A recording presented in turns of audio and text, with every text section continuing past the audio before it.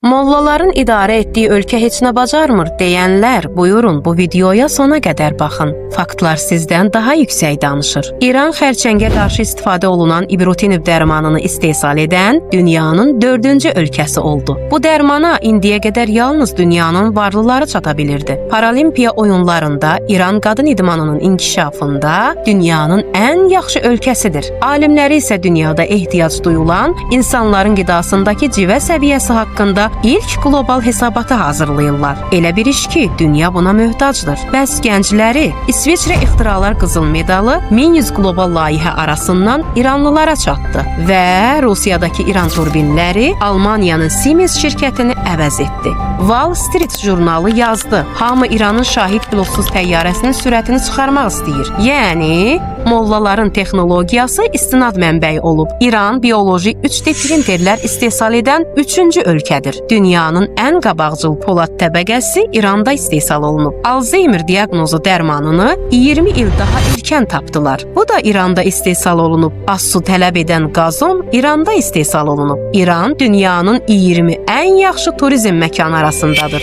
və enerji inkişafında 2-ci ölkədir. Bunlar təsadüf deyil. Bunlar müqavimət göstərən bir millətin sadəcə bir neçə müvəffəqiyyət nəticəsidir. Bəli, bunlar o xalqın işidir ki, üzərinə yığılmış bütün blokadalara baxmayaraq dünyaya dərs verir. İranda heç nə yoxdur deyənlər də hələ də TikTok ekspertliyindən o yana keçə bilməyiblər.